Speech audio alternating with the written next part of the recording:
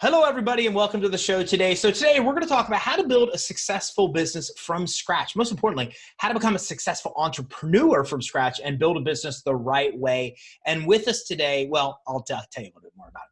Part CEO, part personal development wonk, and part biohacker info geek, Thom King is a self-confessed serial entrepreneur. While his favorite book list contains many success-oriented and personal development classics, the traditional definition of achieving success, e.g. making a lot of money, is not what inspires or motivates Mr. King. He follows more of a you aren't doing well unless you're doing something good line of thinking. Now, King's company has been built around the simple principle of do the right thing. In 1999, Tom's personal passion for food and his concern over the explosion of metabolic disease led him to found Steviva Brands, known as Icon Food, with a mission to help food manufacturers replace unhealthy sugars in their products with natural ones. Now, with 20 years of R&D work, Tom has helped hundreds of manufacturers improve their quality of their products. And in recent years, his passion for food and optimal health has intersected with his embrace of a ketogenic, low-carb, high-fat diet. Tom, thanks for joining us today. Ty, I totally appreciate you having me on. That was a great introduction, and I hope I live up to it. Well, you've done a lot of cool things. You said, what, you're a fifth-generation entrepreneur? Yeah, so my great-great-grandfather made tents for the U.S. Army in World War I, and then my great-grandfather made them for the Army in World War II. My grandfather made awnings and stuff for professional football teams and uh, um, professional baseball teams as well. And then my dad was a rancher, and he was a contractor and started his company from the bottom up. And then have been a serial entrepreneur. So I've started and sold and failed at, at a dozen different businesses and stuff. So yeah, but so far, I would say out of all of them, I don't know. I would say out of all of them, maybe I'm the most successful. So the Stetivia, how did I pronounce that? Is it Steviva.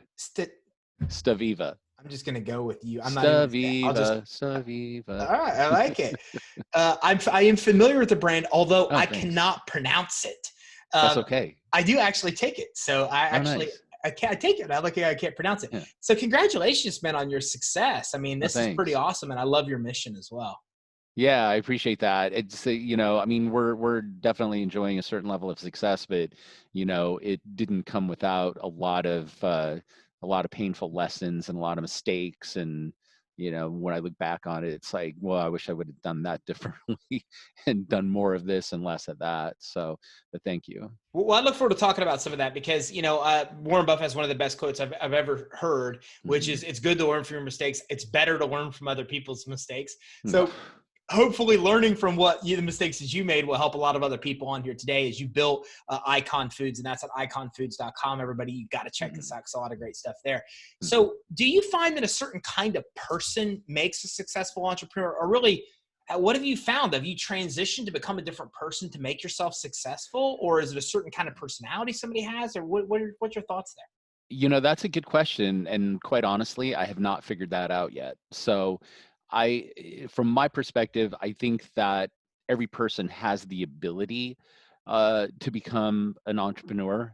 But I'm not sure that every person has the desire to be an entrepreneur. So there's been, a lot of people that I've known that have come in and out of my life. And, being an entrepreneur, I always feel, I don't know, I always feel like I should maybe motivate them or encourage them to be entrepreneurs. And a very small percentage of people actually will do it. They'll take an idea and they'll think this is a really, really great idea, but they don't really go through the steps that it takes to be successful with it. So honestly, I don't know, I think it's a desire to be an entrepreneur. Everybody definitely has the ability, but you have to have that desire to be able to sort of endure the rocky road that that entrepreneurism is. You're really big on figuring out, on doing something with a passion and a purpose. How do you do that? I mean, I still see a lot of business owners. Well, let's use Jeff Bezos as an example, right? He Hmm. founded Amazon not for a purpose. He just founded Amazon to take advantage of the internet and sell stuff online. So I kind of find people in these two different circles of people that really do things for a purpose, like Elon Musk, and Hmm. then people like Jeff Bezos, both extreme examples of this, that Right. really don't. So why do you think it's so important to have a big why on your actually why you're doing the business? Well, I think that I think that Jeff Bezos was in the right place at the right time. And I mean, and I've read quite a bit about Jeff Bezos. When he started Amazon, it was a bookstore.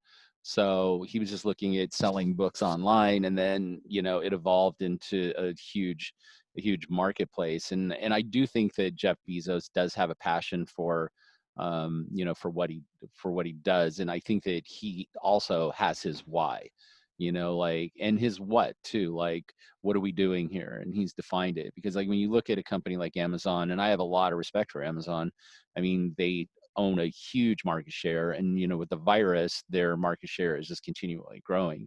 But when you look at the how Amazon functions, as a marketplace, it makes it so easy for consumers, to do business with him. You basically can return anything that you get from them. You can get next day shipping. There's, a lot of it, if you buy on Prime, is free shipping.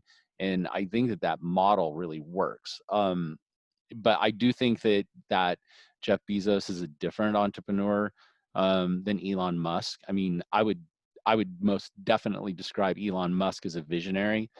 Um, and I mean, I don't know if you've been following Tesla stock, but I could punch myself in the head because I started watching it at about 800, and I'm like, oh, this is super overvalued. And today it crossed over 2,000, and he's doing a 5-for-1 split at the end of this month. And I'm like, what?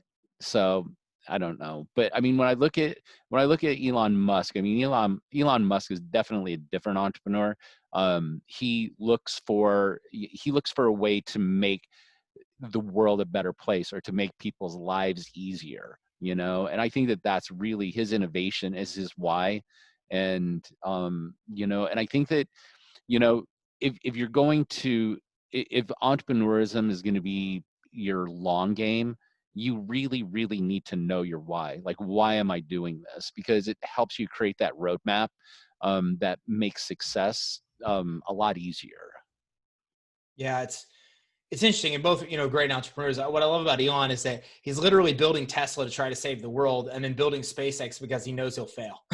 Like, literally. And that's like, one of them is designed to try to save us from us destroying the environment, and the other one's because he knows we're going to fail, so we can go populate another planet where we do. Like, it's so interesting to be able to have a real purpose for why Yeah. you do what you do. What do you find about a mindset? What kind of mindset do entrepreneurs really have to be successful? Resilient. Because it becomes easy to listen to what other people are saying, like, you're reaching too far, or, this direction, the direction you're going in is not going to be successful. And now, I mean, I think it's important that you surround yourself with a tribe of people, that can give you good advice. But I think that the best advice that entrepreneurs can take is their own advice, and those gut feelings that guide them, to areas of business or systems that actually work, you know, for their vision. So, um, yeah, it's just resilience. It's having confidence and self-acceptance and of who you are and where you're going. What about key habits? Do you see a lot of successful entrepreneurs share key habits? Yeah, I mean, that varies. I'd say the biggest, I mean, I don't really compare myself to the Jeff Bezoses of the world, or Elon Musk for that matter.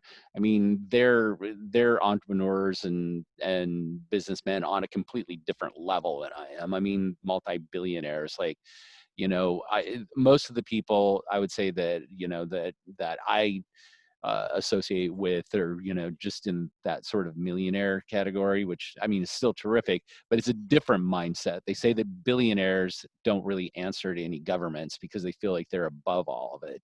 um, I would say that millionaires have a little bit different perspective, because I think they're still sort of grounded in the reality of things. But I would say, by and large, all of the people that I've interacted with have a set of written goals, you know, a written goal that has an intention, like what their intention is, what their outcome, you know, what the outcome is that they're looking for, and then an action plan that sort of lays out that full plan, you know, and a quantifiable action plan. And I think that they revisit those goals and those action plans on a daily basis. And if they see that their action plan is not bringing them closer to the outcome, then they simply tweak that action plan. And if they still find that, hey, we're not, you know, this action plan isn't getting us to the outcome, then maybe over time you have to take a look at the outcome that you're looking for and actually decide whether it makes sense for you. But I would say that a very quantifiable, you know, list of written goals that you're, you know, that you're trying to achieve is the big common thread that I see amongst successful entrepreneurs. You know, I believe mind, body, and soul is important for a CEO because you really have to be, you know, mentally healthy and Mm, physically healthy to be able to run a mhm. business successfully, as you know. Yeah. Which I want to bring that up because that goes right with Icon Foods and your mission. So, Mhm. why did you start Icon Foods initially? Well, I mean, I started Steviva Brands first. So, and that was just like it was a situation where, you know, two worlds colliding. Like I ran into this gentleman who just came back from Paraguay, and this was in the late 80s. He had just come back from Paraguay, and he had a jar of this paste. And it was just like ground up leaves, and he's like, "Hey, you should check this out." And I tasted it, and I was like, "Wow, this is super sweet. What is this?" And he's like, "It's stevia leaves." And I'm like, "I've never heard of stevia leaves. I don't have any idea what it is." But it didn't have any calories. It didn't have any carbs. And it was really, really super sweet. And it just came from a leaf. And I'm like, I was amazed by it. And that's when sort of that rabbit hole for me like opened up. And I was like, okay, so what's making it sweet? And how do we find sort of a natural way of extracting these sweet constituents, you know, from this leaf? So it started with one leaf, and then, you know, then expanded from there. Like we found a chemist to work with that gave us, you know, that gave us a natural extraction process. Then we found a co-manufacturer who could extract those for the sweet constituents out of the leaves for us, and it just blossomed from there. And that's where we created our consumer brand. My goal was create a consumer brand, you know, get sort of ubiquity in the market, and then sort of parlay that consumer brand equity into an ingredient company. Because the second I tasted that, my goal was, hey, this could replace NutraSweet in a natural way. And so that was sort of the genesis of my business. That's how's it worked so far? I would say that it worked pretty well. Uh, I think that things were just serendipitous. So I would love to take credit for everything. Like I guided this ship into, but the truth is I've guided this ship into the rocks. I've guided it into open water, you know, and I've had opportunities and I've had situations that have resulted in, you know, in favorable results for me, right? But not everything is like that. I mean, you know, we had a very hard time getting the FDA to approve stevia as a, you know, as a sweetener, as a food ingredient. And it wasn't me who did it.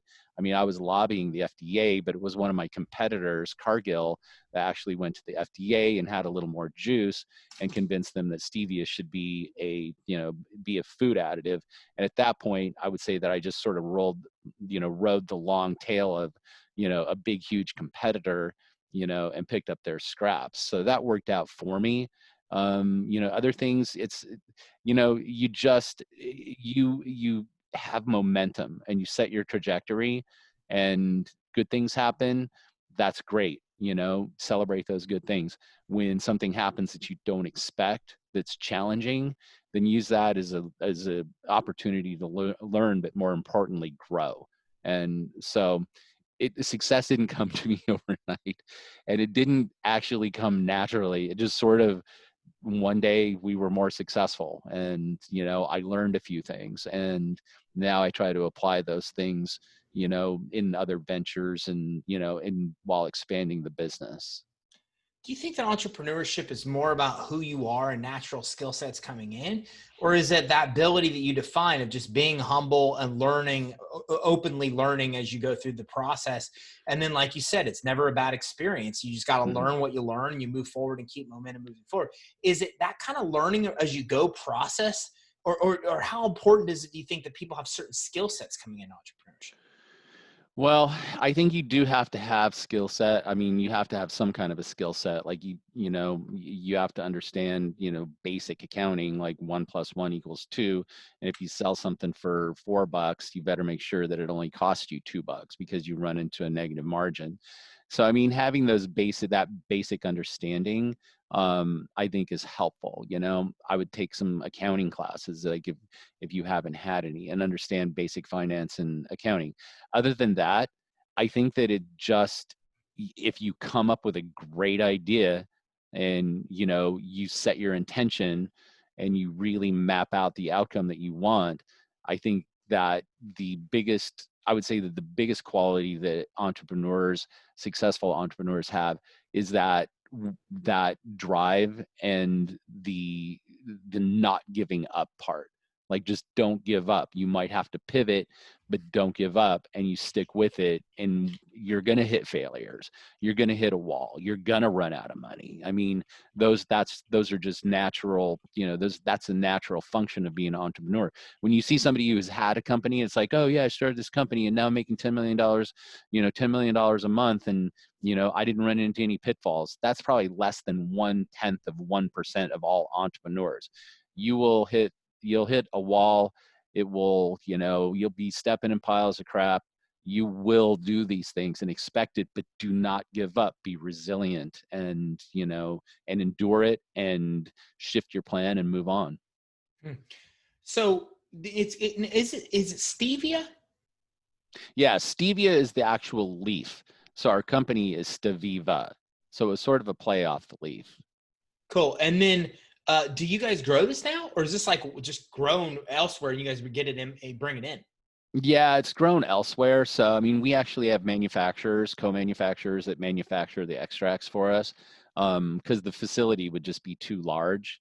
And it's hard to do within the United States because, the land is expensive here, and growing high quality stevia requires greenhouses and propagation and stuff.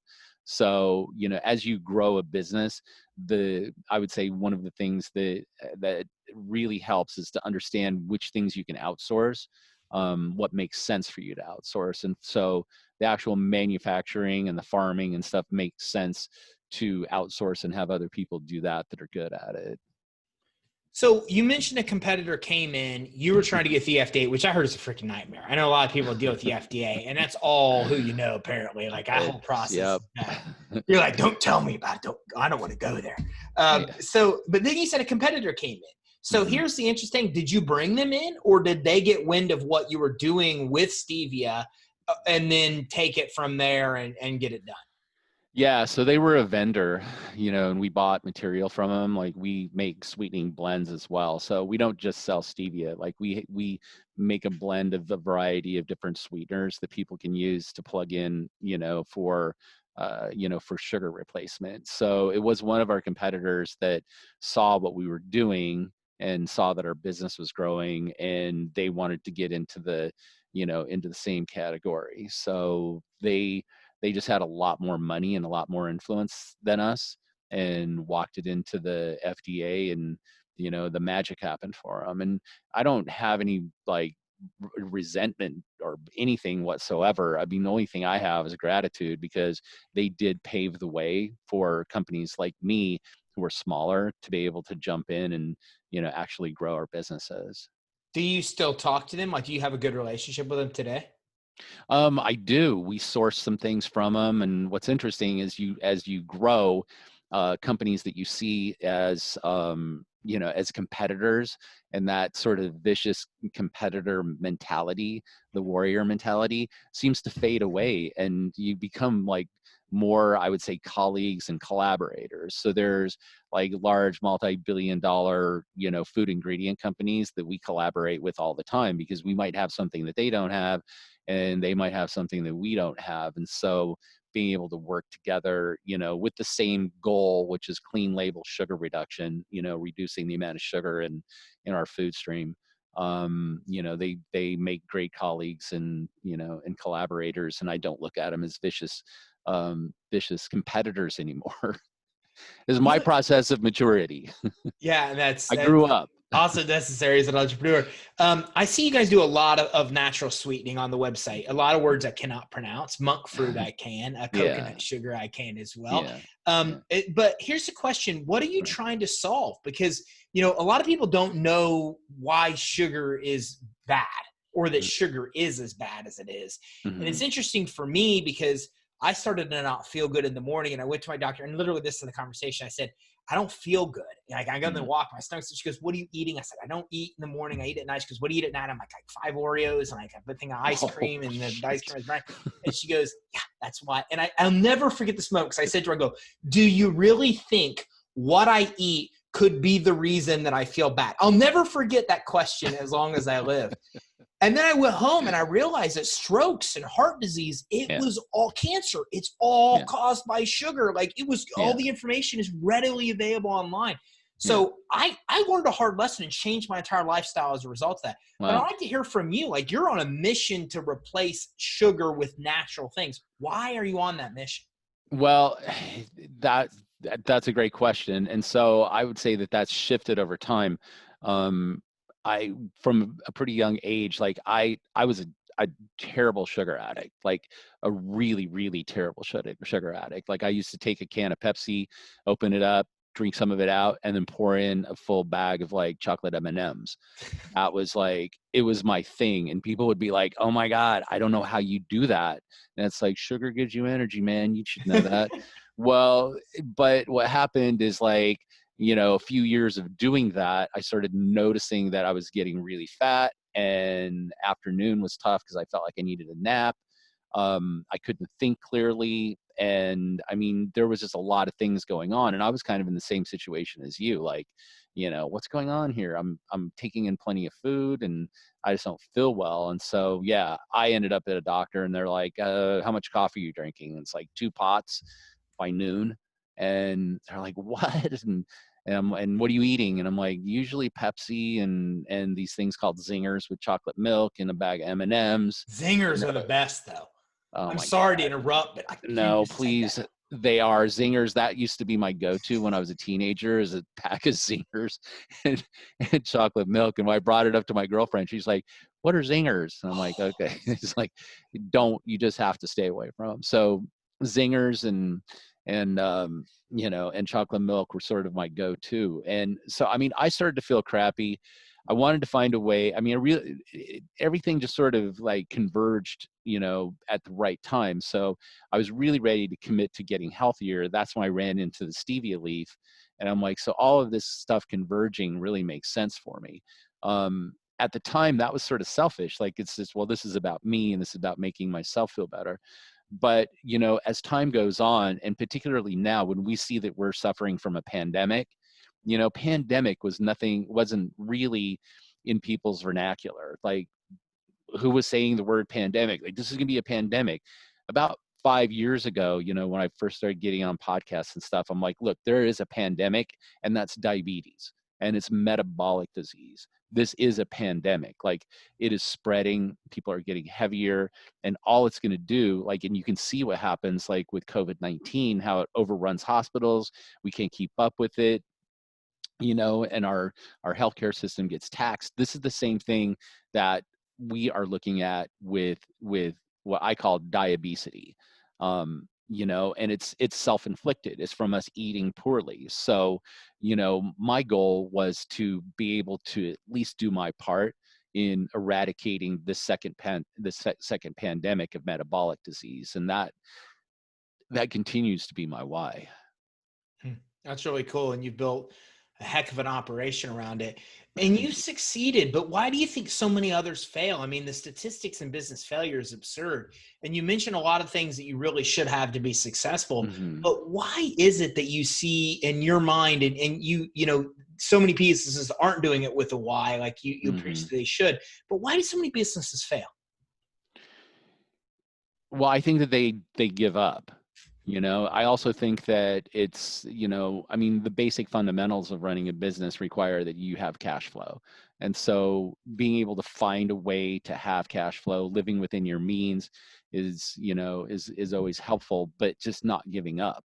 Like, if you can't get, if you can't get, through the wall, go over the wall, go around the wall, or break the wall down. So it's just a matter of endurance and resilience, and you just stick with it. And if you keep doing, I mean, if you keep doing the same thing over and over, expecting a different result, I mean, we all know that that's insanity. So the being able to pivot as an entrepreneur is the way that you survive. So if you keep doing something, hey, this isn't working, our margins aren't high enough, or we're not good at this, let's look at pivoting into something else. And I would say that goes back to re-examining your action plan. Like, where are you going? Are we seeing success?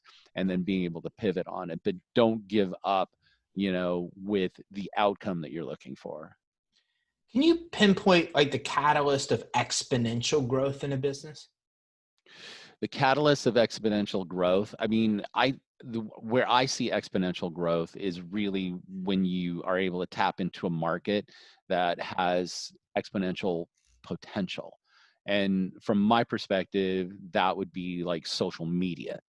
If you're trying to market your product or your services or anything else, is being able to leverage the power of social media, which means that's got a multiplying effect. Like, once you're reaching 2 people, then you're reaching 4, then you're reaching 8, then 16, and I think that's when you can see exponential success in what you're doing. And understanding social media and how to leverage it is absolutely 100% critical. So that needs to be in your marketing toolbox for sure.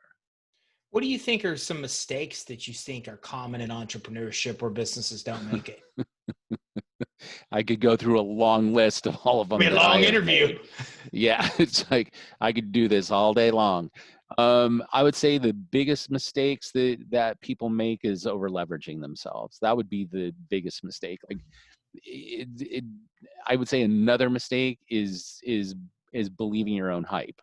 Like, you just have to deal with facts, and you really just have to not over leverage yourself, buy as much as you possibly can, and resell it. But I mean, the biggest mistake is definitely buying into your own BS story and getting yourself over leveraged.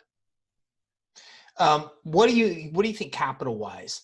Do you see success to 7, 8, 9 figures? Whether if you don't raise capital, do you think it's kind of an easier path if you do raise capital? What's your thoughts there?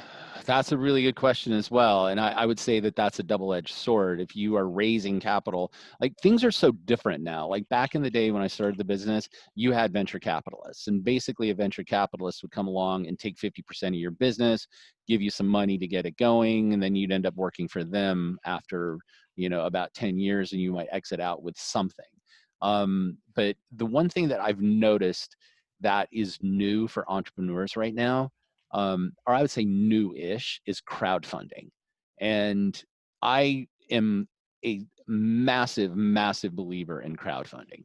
I think that it gets you seed capital, it gets you set up where your business has the potential to grow legs. And then at that point, you're going to be coming to a venture capitalist with a better package that you're not going to get robbed on, because people only put money into something that they see a huge return on. And if they see a huge risk, then they're going to ask for a greater piece of your business. So I mean, I've seen so many companies use crowdfunding to get started, and then that gets their business launched, and you're going to be on your way. As far as like bootstrapping, I mean, I bootstrapped this business for quite a while, and bootstrapping's tough. I mean, you're scraping pennies, and I would say that 5 years into it, I had spent all my money bootstrapping this business. And then I had to go through a super hard process of actually picking up the phone, calling my dad and asking him for a loan so I wouldn't lose my house and so I could keep the business going. So um, I would suggest people don't bootstrap unless you absolutely have to. I would say that crowdfunding is your absolute best avenue at this point. Are you a fan of equity crowdfunding or just regular crowdfunding where you're giving away equity as part of the crowd? Because that's the new thing now is equity crowdfunding. Yeah, I mean, I don't like giving up part of my business. I mean, I would say equity crowdfunding if, if you're looking to make a bigger, a bigger haul, like if you're looking at bigger investments. But I would say if you're looking for 150 to 250,000, I think that you can do crowdfunding by just offering incentives to people that you would call, I don't know, influencers maybe, or early adopters, whatever you wanted to call, but that got lifetime discounts and, and preferential treatment to other customers for investing in your business. And most times when you make that investment in the business, you get something in return. Like, let's say you spend $100, you do get $100 worth of, worth of value at some point down the road. So I can see both sides of it. I'm more comfortable not giving away a piece of my business. Thomas, we get ready to wrap up. A hmm million things we could cover, but what are some things you think, or what do you think that's maybe important that we haven't covered, that everybody that's trying to succeed in business right now that's listening and watching, that's something you'd like them to know? Yeah, that's a super good question. Self-care. Self-care I think is 100% critical to a person's success. And like, when you get on a plane, and they're saying, yeah, if there's a loss of altitude, and it's like you don't put everybody else's mask on first, you put your own mask on first, meaning that if you have your mask on and you're able to take care of yourself, then you can save other people's asses at that point. But I would say self-care is one of the most important things that I do. So I get up early in the morning. I journal every single day. I never miss journaling. I do a full 8.5 by 11 sheet of paper full of words, with things I want to manifest and things I want to do differently and goal setting and just, getting my thoughts down on the paper and what I want to do to make my day that a masterpiece that day. So that gets me going. I spend some time in the gym, and then I wrap up that sort of hour of power with a meditation, because I think that being able to keep yourself grounded and, and loose and flexible is really important. And yoga and meditation help me enormously with that. Great advice. Thanks for coming on with us today. Where can everybody go learn more? Well, I mean, if you guys want to like take a look at my side hustle, so I have a side hustle called Guy Gone Keto. And so I wrote a book called Guy Gone Keto. And if you want to check it out, I think it's on Amazon. You can go to my website at guygoneketo.com. I also developed some condiments, and you guys can reach out to me directly through any of the socials. There it is. See if I can get the Guy camera. There you Gone go. Keto. So it's kind of a fun book. It's a fun read. So you can reach out to me on any of the socials at Guy Gone Keto, or if you are a LinkedIn person, you go on LinkedIn, you can find me under Icon Foods. Just, you can direct message me. I'm really good at getting back to people. Cool. Thanks, Tom, for coming on with us today. This has been awesome.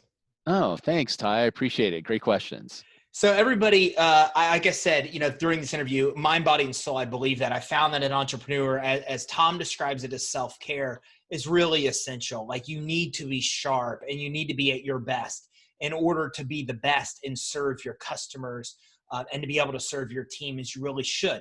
And there's a lot of great stuff on this and multiple different sites that Tom has. His own website, thomking.com, THOM King.com, guygoneketo.com. Grab this book. It's crazy interesting. It's awesome. And it really teaches you a lot of cool things about living a healthy lifestyle and about proper self-care. And make sure you visit iconfoods.com. They have a ton of really cool alternatives to sugar. And if you don't understand why you need alternatives to real sugar, you need to do some research, because a basic Google search will let you know that almost every health ailment that you are trying to avoid is all caused by the sugar that you're using.